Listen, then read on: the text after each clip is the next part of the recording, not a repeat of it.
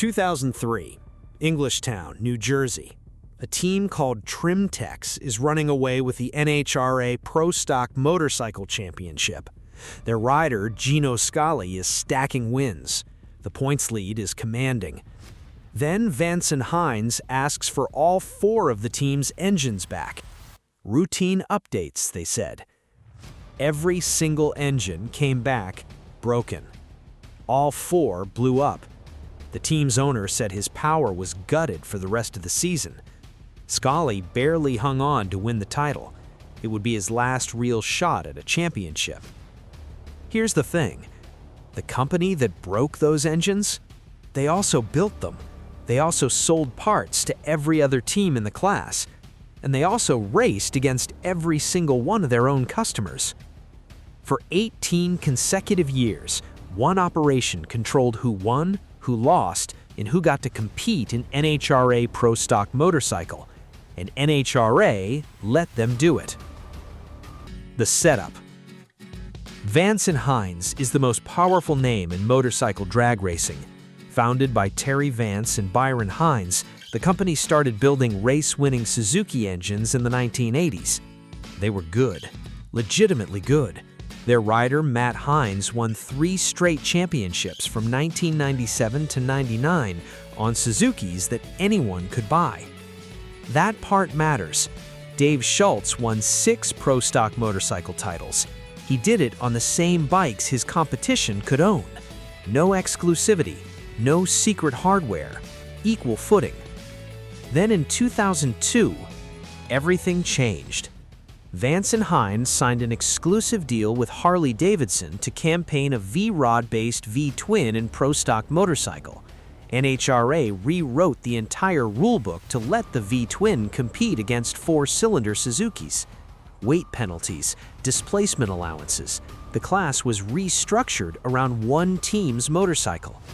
Nobody else could buy one. For 18 consecutive years, Andrew Hines and Eddie Krawiec raced Harley-Davidson V-Rods that no other team on earth could purchase. Not rent, not lease, not borrow. The bikes were exclusive to Vance Hines. They won 10 championships on them. The machine. Think about what that means structurally.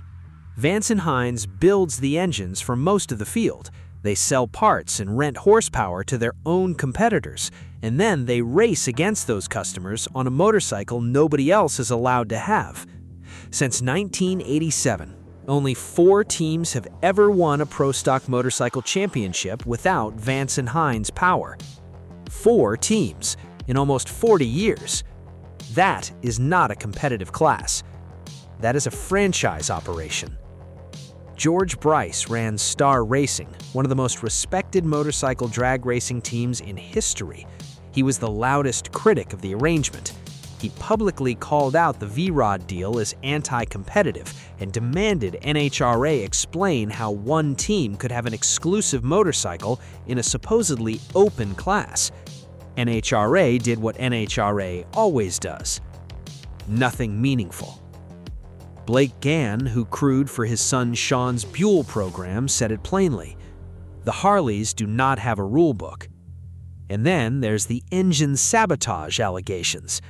Racers who spoke out against Vance Hines reported having their engines returned with reduced power. Teams that got too close to the front found themselves mysteriously slower after sending hardware back for service. The Trimtex situation with Gino Scali in 2003 is the most documented case. Team owner Joe Koenig sent 4 engines to Vance Hines for updates during the summer. All 4 came back and blew up. Koenig said his power was substantially cut for the rest of the season.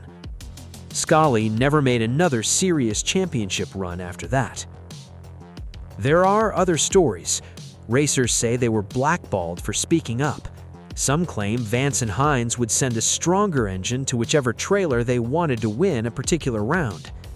They were the ultimate puppet masters, and NHRA was the stage. The monopoly deepens. Andrew Hines collected 6 championship titles on the exclusive Harley. He tied Dave Schultz's all-time record. Schultz, earned every one of those titles against competitors who could buy the same equipment. Hines earned his on a bike nobody else was allowed to touch. That number matters because it rewrites the history of the class. The record book says they're equals. The playing field says they aren't even in the same sport. The V-Rod also stole a milestone from every Suzuki racer in the class. The first 6-second Pro Stock Motorcycle pass was supposed to be a moment for the whole community. Instead, Hines took the record on the exclusive Harley. Suzuki racers who had been chasing that barrier for years never got the chance to break it first. Six-time champion Matt Smith finally started saying publicly what everyone had been whispering for years. He called it corruption. He called it a monopoly. He threatened to sell his entire team. His father, drag racing legend Ricky Smith, gave a scathing interview to Cycle Drag where he accused Vance and Hines of enjoying rules exceptions and advantages that no other team would ever receive. Here's the thing, nobody talks about this part. NHRA's own major sponsor was Harley-Davidson. The same manufacturer getting exclusive treatment in the class was also writing checks to the sanctioning body. The sanctioning body responsible for enforcing competitive balance. That is not an accident. That is a business arrangement disguised as a racing class. The aftermath. Harley-Davidson left Pro Stock Motorcycle at the end of 2020, just walked away. 18 years of dominance, 10 championships, and then gone. Vance and Hines switched back to Suzuki. Problem solved, right? Not even close. Matt Smith says the behind-the-scenes favoritism got worse after Harley left. NHRA kept adjusting weight penalties on different engine combinations, and the adjustments always seemed to benefit the same team. In 2024, Vance and Hines riders Gage Herrera and Richard Ganson were hit with a 15-pound weight increase. Eddie Krawiec called it an inconvenience. Not a crisis, just an inconvenience. Meanwhile, Matt Smith says V-twin entries are being allowed to fall behind because Vance and Hines no longer needs them to be competitive. The most damning moment came in 2024 when veteran racer Steve Johnson sat down with Cycle Drag journalist Jack Corpella for a candid interview about class politics. Johnson, a longtime Vance and Hines loyalist, was uncomfortable answering direct questions about whether the team controlling the engine supply should also be allowed to dominate the class. After the interview aired, Johnson reversed everything. He backstabbed the journalist, denied what he'd said, and tried to play both sides. Corpella released the text messages proving it. That's the culture Vance and Hines built. You speak up, you get punished. You stay quiet, you get to keep racing on their terms. The verdict. The Vance and Hines race shop used to service over a dozen teams. By 2024, they were down to one full-service customer outside of their own riders.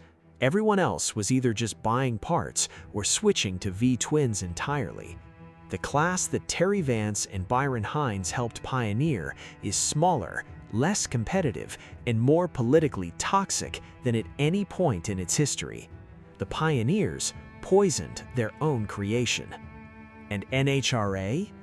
NHRA collected the sponsor checks, rewrote the rules when told to, and looked the other way, while one team ran a monopoly inside a sport that's supposed to be about who builds the fastest motorcycle.